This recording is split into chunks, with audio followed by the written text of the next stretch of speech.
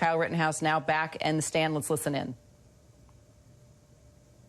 And Mr. Zeminski stepped towards me. I went to go run back south down Sheridan, and Mr. Rosenbaum was right there at the corner of the Duramax, starting to chase me.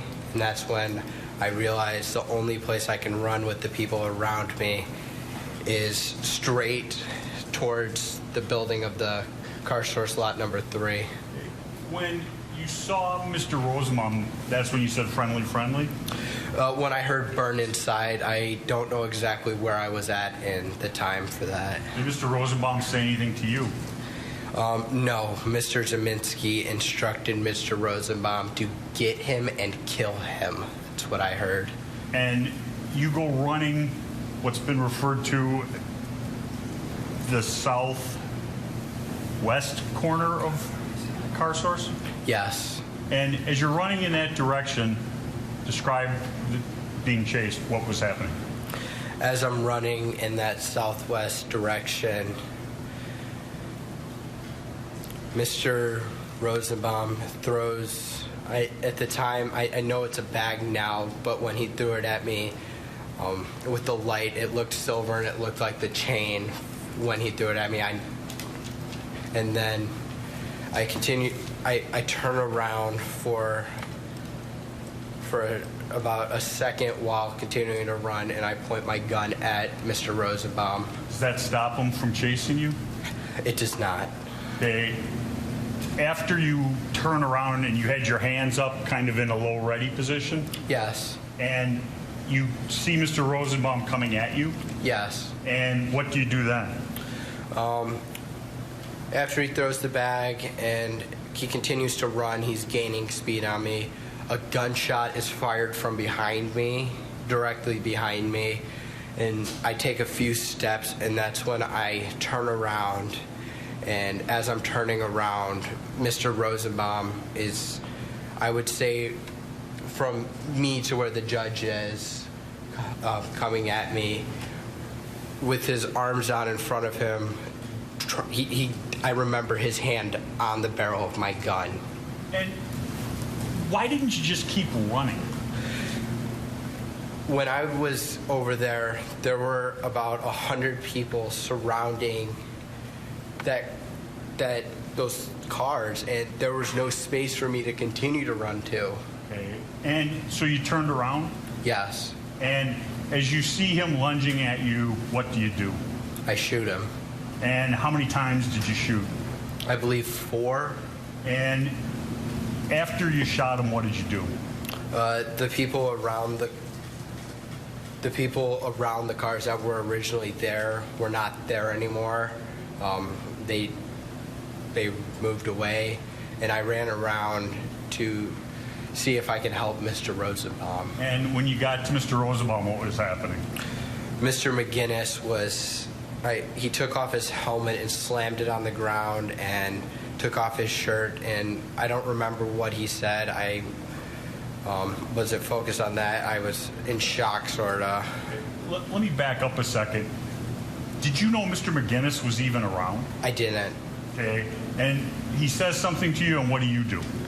I pull out my phone and I call Dominic Black. And you call Dominic, and what do you say? I told him I just shot somebody. I had to shoot him. And what do you do then? I now know it to be Kelly Zeminski, Joshua Zeminski, and I don't know the other people were screaming, "Get his ass, get his ass, get him, get him, get him." And based upon that, did you feel as though you were safe to stay where you were at? I thought the safest option would be to go north down Sheridan to turn myself into the law enforcement down there. And as you head down Sheridan Road, describe what's going on. As I'm running, at first I'm in the sidewalk, and Mr. Lukowski, Jason Lukowski, is in the sidewalk, and I stop to talk to Mr. Lukowski for a brief second. I remember telling him that I just shot somebody and I need help to get to the police because the crowd, there was a mob was chasing me. And Did Mr. Lukowski offer you any help? I don't remember. Okay, what do you do then? I continued to run after hearing people say, people were saying, cranium him, get him, kill him. People were screaming, and I just was trying to get to the police running down Sheridan Road. And you say, I'm trying to get to the police. Why were you trying to get to the police? So I didn't do anything wrong. I defended myself. Did you feel as though there was safety where the police were? Yes. And as you head down Sheridan Road, what's the next thing you remember? The next thing I remember is Anthony Huber striking me in the head with a skateboard. Okay. As you sit here today, do you remember talking to Gage Grosskreutz? Yeah, sorta, a little bit. I didn't know it was Gage Grosskreutz when he came up to me, but sorta. Okay. And when this individual runs up to you and gets how close? I would say within a foot. Did you shoot him? I did not. Did you point your gun at him? I did not. Why not?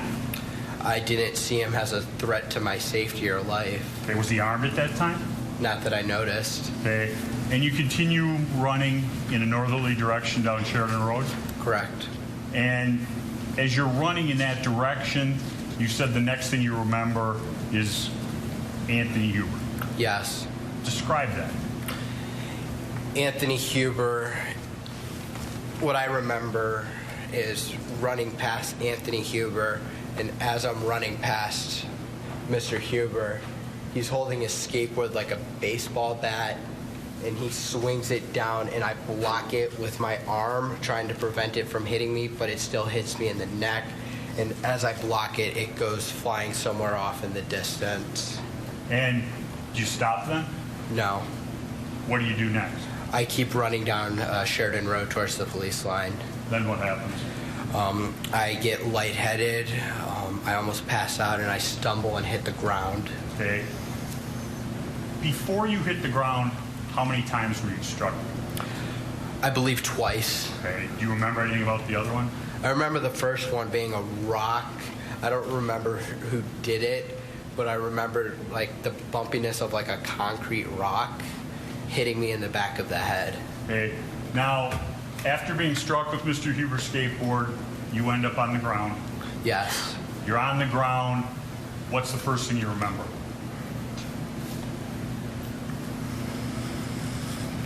As I'm on the ground, there are people around me. I don't recall how many, but I remember moving my rifle in their direction, and they back off besides one person. Okay. When you noticed people by you, you said you moved your rifle in their direction? Yes. Did that individual keep coming? The last person did. Okay. The people that stopped, what did you do to them? Nothing. Okay. And you're saying the last person in that group continued to come at you? Yes. And describe what happened. The last person, I don't know his name. I don't think he was ever identified. Jumps at me he was wearing boots, I believe, and as he's running at me and jumping, as his boot is making contact with my face, I fired 2 shots at him.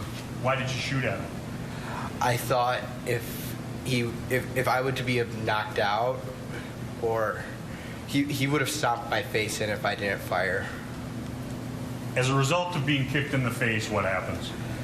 Mr. Huber, immediately after I'm kicked in the face, runs up as I'm sitting up to try to get up and get to the police. I'm on my back, and Mr. Huber runs up. As I'm getting up, he strikes me in the neck with his skateboard a second time. Then what happened? He grabs my gun, and I can feel it pulling away from me, and I can feel the strap starting to come off my body. And what do you do then? I fire 1 shot. And after you fire striking, we now know Mr. Huber, what do you do? I lower my weapon, and I see Mr. Grosskreutz with his hands up, and as I'm lowering my weapon, I look down, and then Mr. Grosskreutz, he lunges at me with his pistol pointed directly at my head. Now, you heard Mr. Grossquit's testimony about re-racking? Yes. Did you re-rack your weapon? I did not. Could I have the exhibit, please? Make sure it's safe, if you would.